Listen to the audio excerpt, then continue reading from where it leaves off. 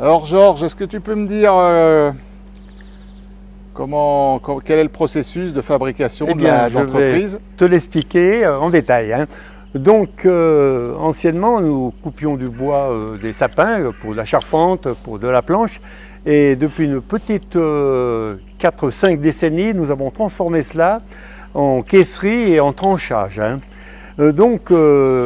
Anciennement, on sciait ces bois et depuis, on les fait scier depuis une vingtaine d'années. D'accord. Sous cette forme-là, en plateau qui arrive pour sécher, et voilà. Et donc, à partir de ça, on les coupe et on va voir plus loin comment on va procéder pour usiner ces bois. C'est quoi comme... C'est de l'épicéa ou sapin, ça peut être les deux choses, hein. Oui. Ça vient du coin? Ah, ça vient, oui, c'est local. Les bois que nous venons de voir sont introduits dans cette pièce-là et ils sont coupés en différentes longueurs en fonction des emballages que l'on a à faire, hein. Et là, il y a deux choses. Il y a les produits de caisserie et les produits de tranchage. Ils sont coupés ici, hein. D'accord. Voilà. Donc, après cela, on passe au débit des planchettes.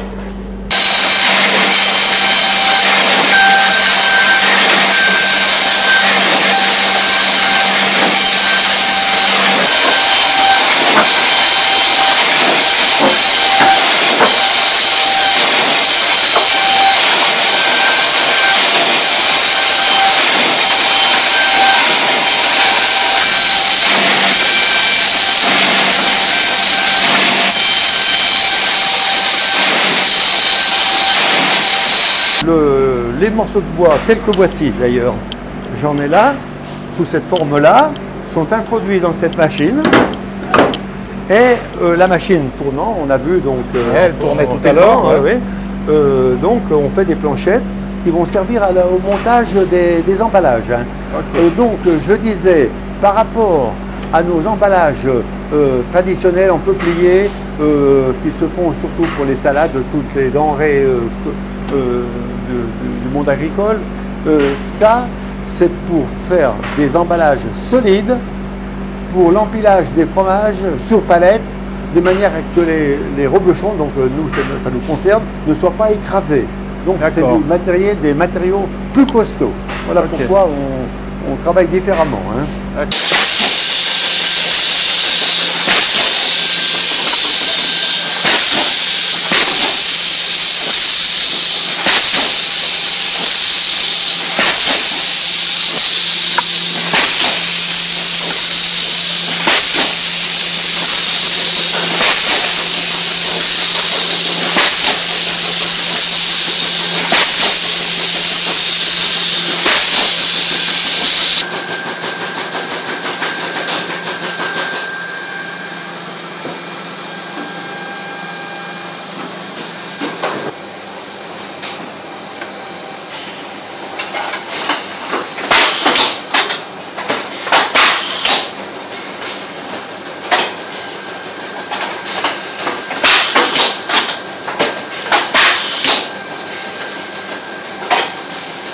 Alors, tu me montres le résultat de voilà, la le résultat du montage, c'est cela, hein, emballage de reblochon, 12 reblochons,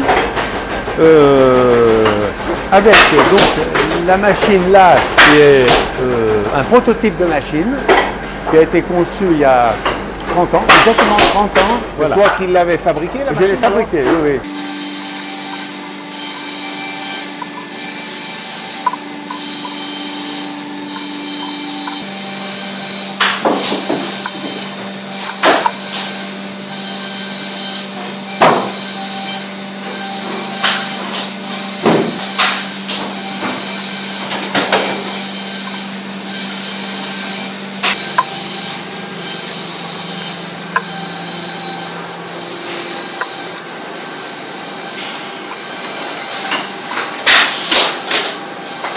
On est vers l'étuvage. L'étuve, voilà. Donc, nous avions une étuve où il fallait aller chercher les bois en profondeur.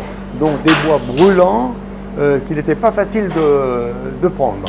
D'accord. Alors il y a 5 à 6 ans, nous avons conçu cette étuve avec vérin hydraulique, hein, pour monter les bois à proximité. Et donc ça a donné de bons résultats. On aurait dû la calorifuger mieux que ça. C'est pas bien présentable. On bute dedans. Ça sera fait ultérieurement. Voilà. D'accord. Et l'étuvage, il sert à quoi exactement? Eh bien, l'étuvage, il sert à attendrir le bois et il se tranche beaucoup mieux. Anciennement, il y avait dans d'autres entreprises très anciennes, il y avait un étuvage à froid, mais ça donnait beaucoup moins de bons résultats.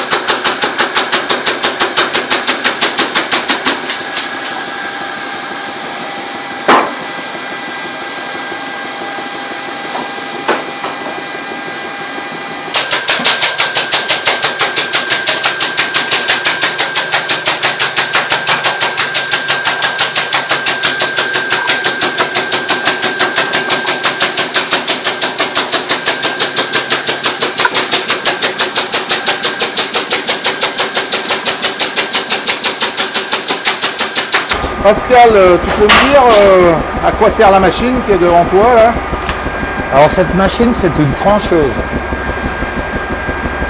Ça sert à faire des feuilles, à découper des feuilles, on est d'accord, pour le reblochon. Le bois, c'est de l'épicéa. L'épaisseur, c'est 8 dixièmes. Je reprends mes paquets qui sont tranchés, je les pose sur une table.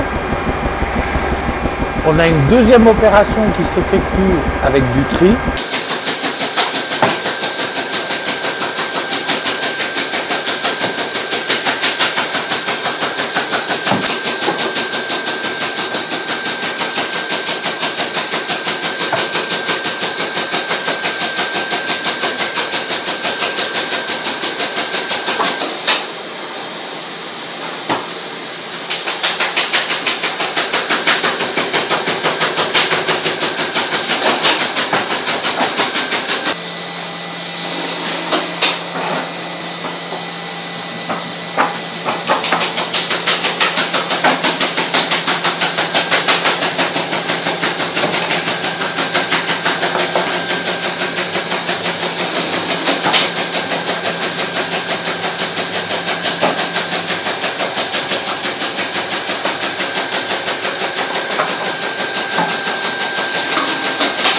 La deuxième phase, c'est l'opération de triage.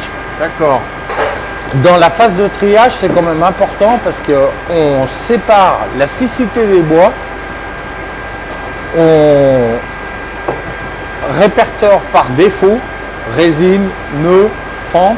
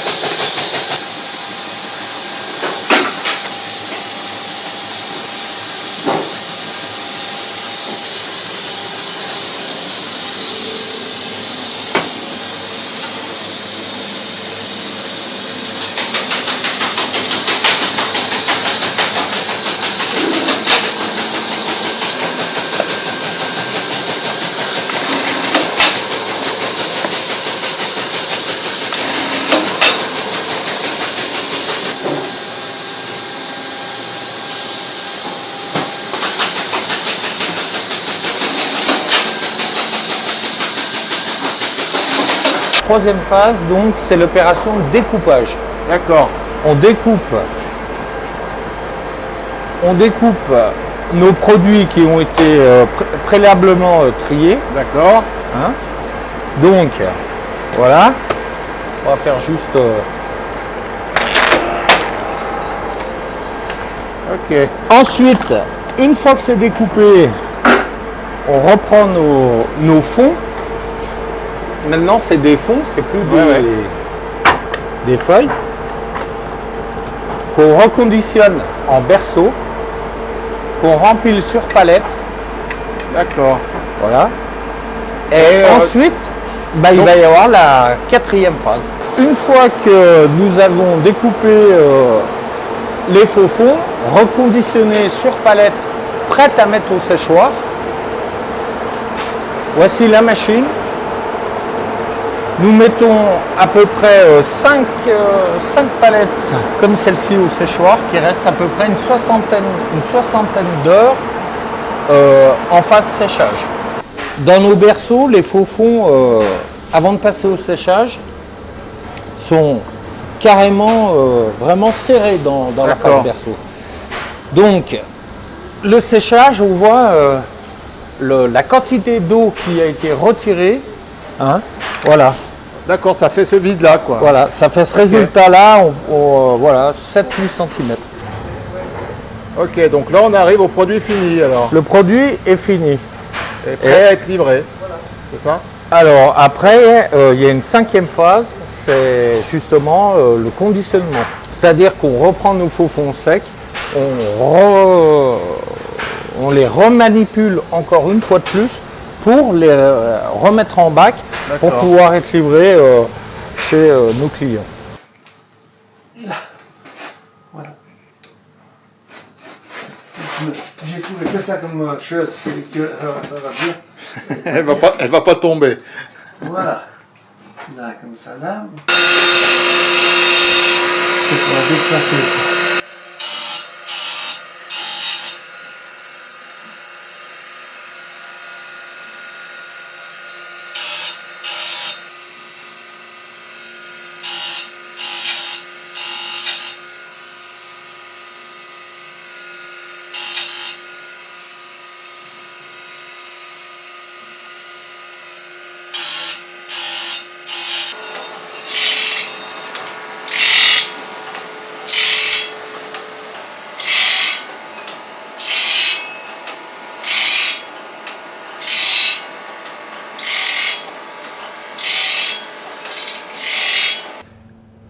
Georges, est-ce que tu peux me dire un peu ce que vous faites dans cette entreprise alors? Oui, alors donc on l'a dit il y a quelques instants, notre entreprise à l'origine n'était pas celle-ci, on l'a transformée en emballage, principalement palette, on n'a pas vu d'ailleurs, on a arrêté la palette et donc on s'est centré sur le tranchage où il y a des besoins. Et puis l'emballage. Vous avez une spécialité quand même, c'est de faire les fonds. Ah oui, voilà, reblochon. on est spécialisé sur la filière reblochon, donc notre fromage local. D'accord, donc le reblochon demande à ce qu'il y ait un fond en épicéa dessus, Oui, c'est ça? oui, je pourrais relater l'origine de cette feuille-là. À l'origine, cela remonte en 1897. D'accord. Donc j'ai étudié cela.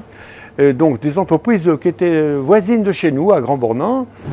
Et l'usage était de mettre ces reblochons dans des gros emballages. Entre chaque rangée de reblochons, on y mettait de la paille, ou de la fibre de bois. Je ne sais pas exactement. Okay. Bon. Et donc, quelqu'un a eu l'idée de couper des feuilles de bois, des épicéas, pour mettre de chaque côté du fromage.